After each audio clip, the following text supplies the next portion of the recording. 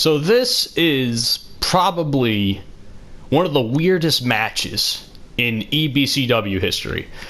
Not because of the participants, but the status of the participants. As you can see, the New Day is they hold as a combined force 2 titles. Kofi and Xavier are the tag team champions, and for whatever reason, that's another two. I just want to also mention before I continue, this is another fuck up by 2K. Apparently, Big E's WWE Universe, like that does not play during this part, so it's just quiet and it's awkward until the music hits. That's fucking weird. As I was saying, Kofi and Xavier are the the EBCW Tag Team Champions. In addition to that, Kofi, because of sentimental value or sentimental and type of shit, is also the EBCW champion, despite not seeing it here. So, New Day holds 2 titles. The Rock and Sock Connection also have gold to some degree. The Rock and Sock Connection have the Hardcore Championship, so, which is being held by Mick Foley, aka Mankind.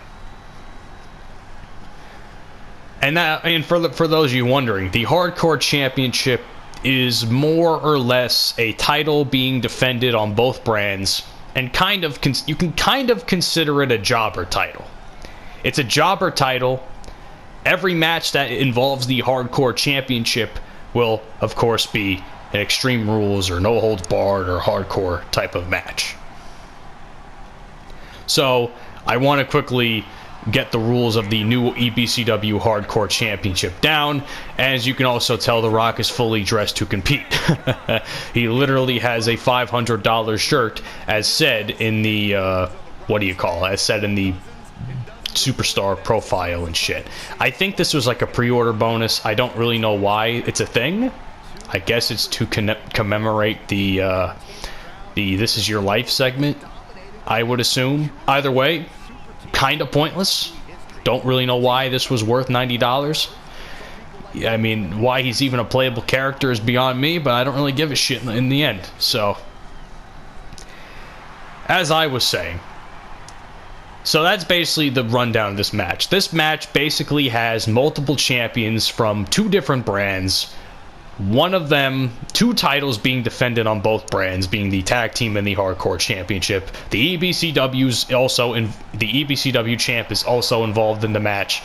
It's a whole fucking mess, to say the least. And as you can see, Mick Foley with the brand new EBCW Hardcore title. And the reason I kind of included the EBCW Hardcore Championship was because I kind of wanted to spice it up a little bit. I like to do something different every year, and I figured to myself, last year was kind of the matches we've never seen before type deal for some cases. This year I decided, fuck it, let's add one more title, make it like a jobber title, a hardcore title. So that's that. That's how I kind of view this whole thing. And for some reason, Mick Foley and The Rock just walked straight through Xavier Woods. And now they're both walking through him. This is really weird. Great game, 2K. Great game. Anyway, Kofi starting us off. EBCW champion versus and I don't know what the fuck that glitch was. EBCW champion versus the hardcore champion. In this match in particular, I think this match took place on Raw and I just didn't play it. I just didn't record it. This match was also, or one of the matches that was played on Raw, or similar type of match. I beat the shit out of Mick Foley the entire time, and Mick Foley did not make a tag to The Rock. I'll be shocked if he makes a tag this time around. I'll tell you that much.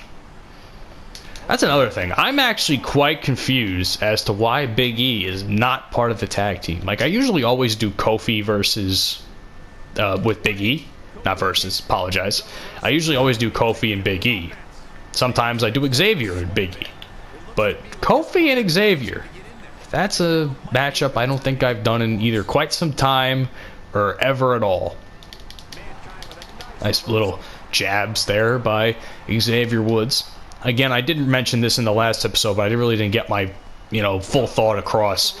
Some of you guys are new here. I appreciate the fact that you're here. I greatly appreciate the fact that if you're watching this video that you are giving this a chance. This is something I've been doing on my channel for quite some time.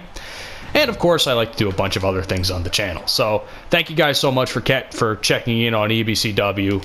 This is kind of just like a little thing I like to do over the last couple of years. It's become its own sort of series on the channel, and I quite frankly enjoy doing it. I know not everyone enjoys wrestling, for the one thing.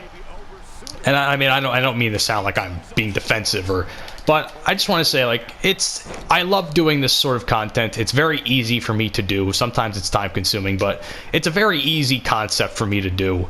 It's something that I've been doing since 2K16, and that's been, 16, 17, 18, 19.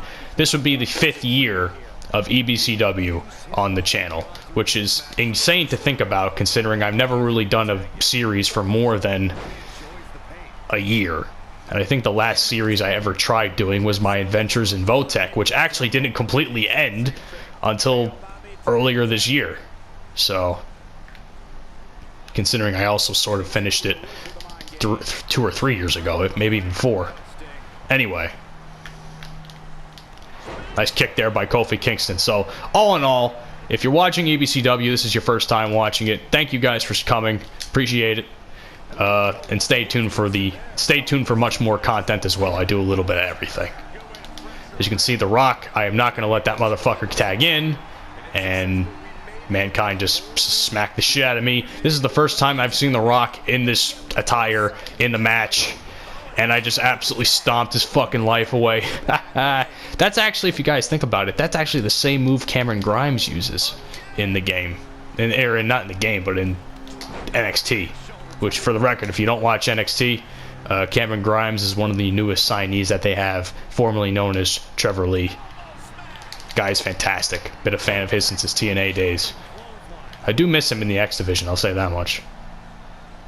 Oh my god, stay down, Rock! I just wanted to stay down so I could do the boom drop. There we go. Boom drop. Oh, he reversed it. That son of a bitch. That son of a bitch.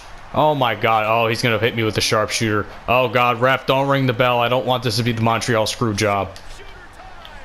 Come on. There we go. Reversed it. Thank you. I don't really know what I was going to say. I was going to say something, and then I forgot what I was going to say.